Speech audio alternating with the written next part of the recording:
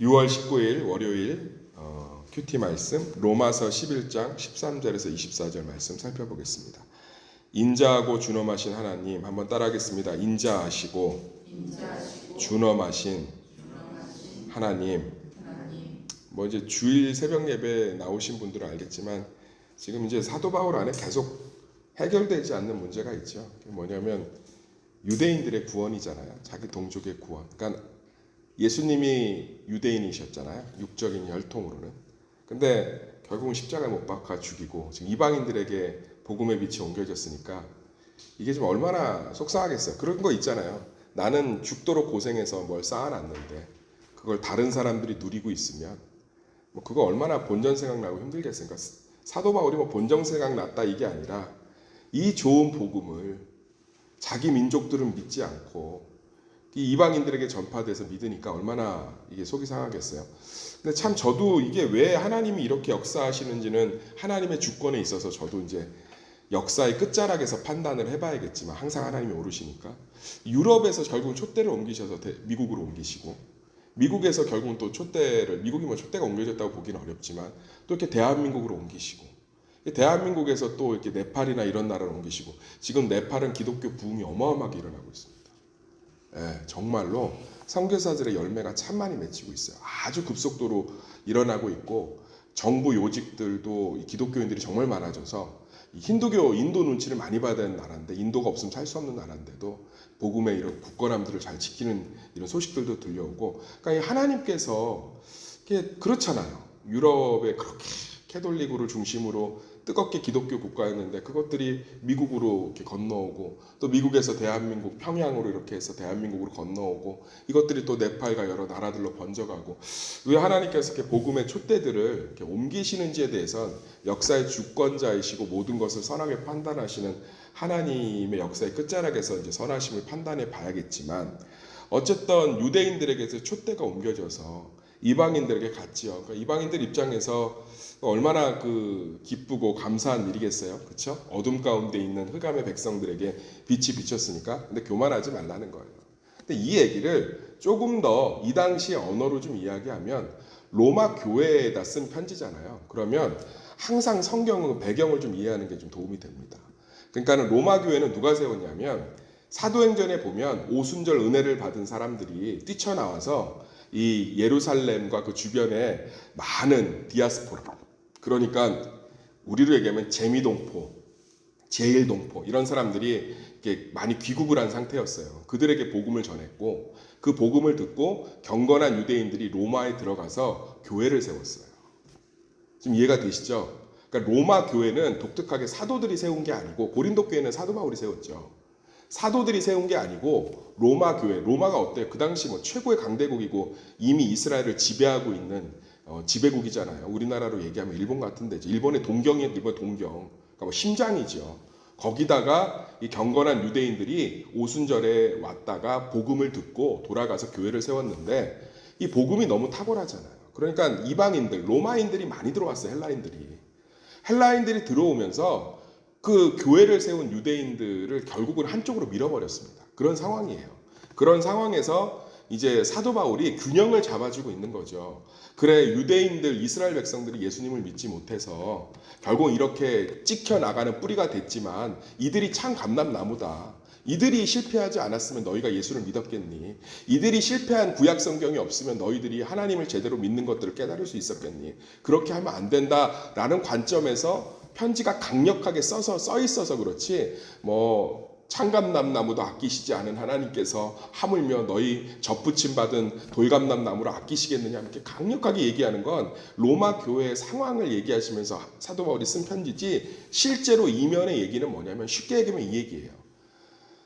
구원받은 자유를 그리스도를 위해서 써야지 구원받은 자유를 막 써서 은혜의 풍성함을 누리지 못하지 않는 삶을 살지 말아라 이 얘기죠.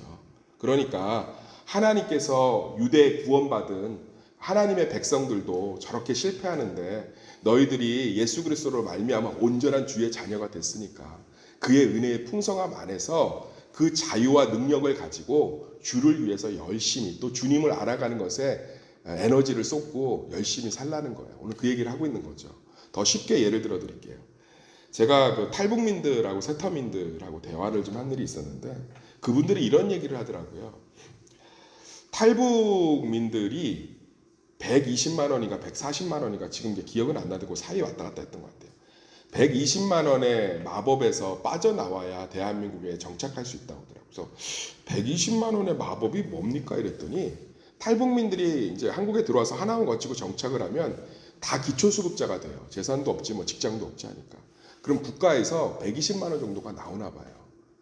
그런데 그게 우리나라에서 최소한 살 수 있는 범위잖아요. 그죠? 매달 120만 원 정도가 통장에 들어오면 그래도 뭐 쌀 사고 반찬 사고 공과금 내고 살 수 있잖아요. 근데 직장에 갖게 되면 그게 이제 끊기나 봐요. 왜냐하면 이제 직장에서 소득이 들어오니까. 근데 그 120만 원을 만족하고 길들여져서 직장 생활을 하거나 더 큰 이렇게 사업을 하거나 공부해서 뭔가 이렇게 사회 구성원으로 성장할 생각을 못 한다는 거예요. 왜냐하면 아무것도 안 하고 있어도 국가에서 돈을 주니까 거기에 길들여지는 거죠. 그래서 탈북민들 스스로가 그걸 깨트리고 나와서 일을 해야 한 달에 200 이상은 받아서 어떻게든 대한민국에서 정착을 하는데 참 그러지 못한 같은 동포를 보면 가슴이 아프다 이런 얘기를 하더라고요. 그 얘기예요 지금 이 얘기가. 우리가 예수님의 은혜를 받고 예수님의 구원을 받았으면 그것을 마음껏 누릴 줄 알고 그것을 통해서 정말 하나님을 위한 자유로 사용해야 되는데 우리가 은혜를 받은 자임에도 불구하고 그 은혜를 받은 것들을 망각하고 우리 중심으로 살아가고 그것들을 이용한다면 그것이 얼마나 가슴 아픈 일이 되겠느냐는 유대인들에게 똑같은 비유를 쓰고 있잖아요. 먼저 성경을 받았고 하나님과 가장 친밀한 삶을 살았고 하나님의 놀라운 기적들을 제일 많이 봤지만 결국 그 은혜를 외면했잖아요. 그 은혜를 사용하지 못했잖아요. 그러니까 어떻게 되는 거예요?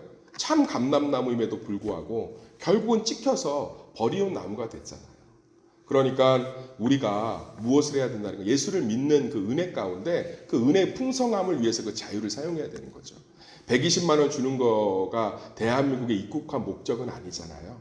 대한민국의 그 수많은 마음껏 직업을 선택할 수 있고 자기 발전을 이룰 수 있고 어디든 갈 수 있는 그 자유를 가지고 마음껏 일하고 마음껏 풍성한 삶을 누리라고 대한민국에 들어온 건데 그렇죠? 대한민국의 자유를 스스로 제한해서 그거 딱 120만 원 국가에서 주는 것만 가지고 사니까 탈북민들이 사회에 적응을 하고 성장하지 못한다. 이 얘기를 지금 사도 바울이 똑같이 하고 있는 거죠. 사랑하는 세수마켓 성도님들, 우리 먹고 사는 문제 해결된 거예요.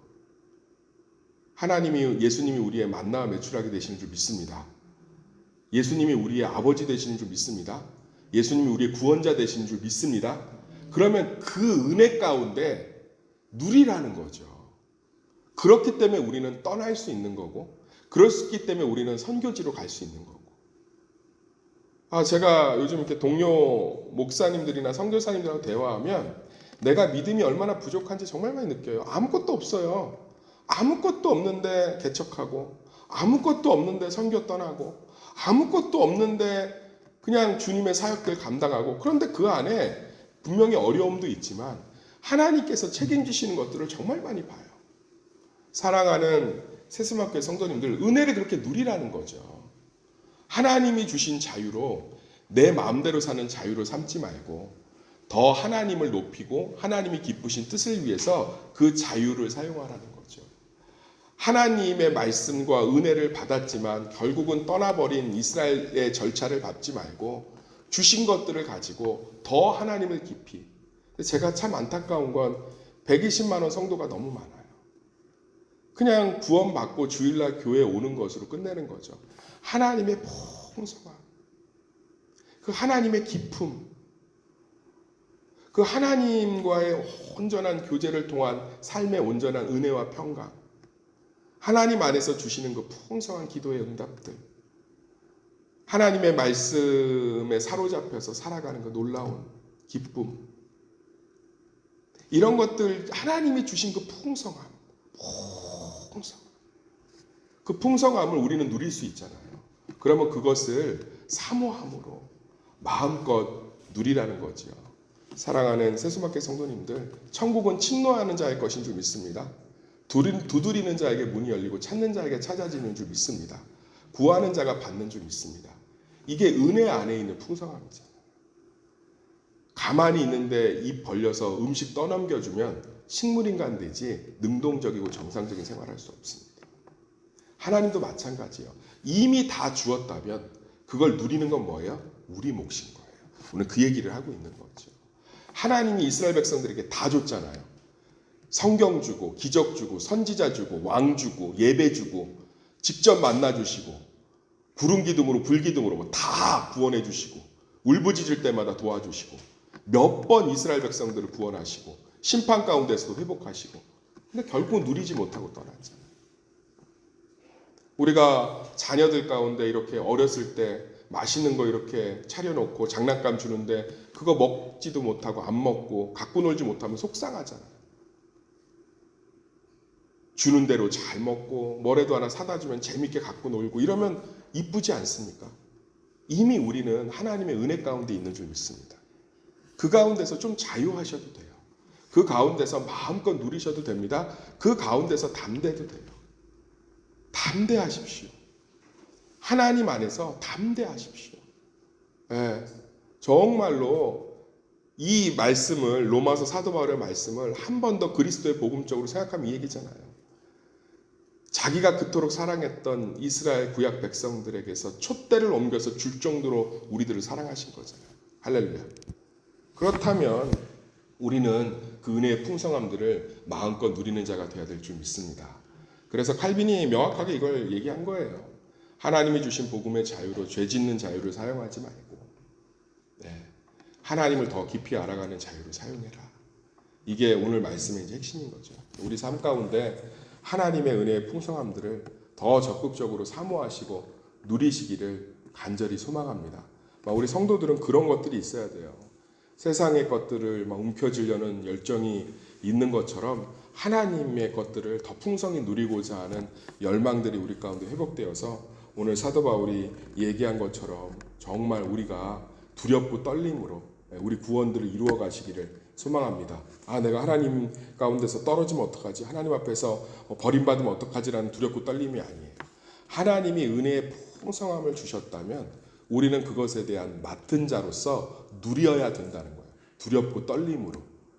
먼저 복음을 듣고 복음의 그 풍성함을 허락받았으면 우리는 복음의 빚진 자가 되어서 정말 세상 가운데 그 하나님의 풍성함을 두렵고 떨림으로 이루어가야 될 줄 믿습니다. 이방인들이 그걸 못한 거잖아요. 유대인들이 그걸 못한 거잖아요. 우리들은 그걸 해내야 되죠. 그리스도 안에서 주신 것들을 마음껏 누리고 그것들을 가지고 하나님의 영광과 하나님을 높이는 것에 사용함으로 말미암아 세상이 우리를 통해서 하나님을 보게 하는 그 두렵고 떨림 가운데 서 계시기를 예수의 이름으로 축원합니다. 그래서 오늘 하루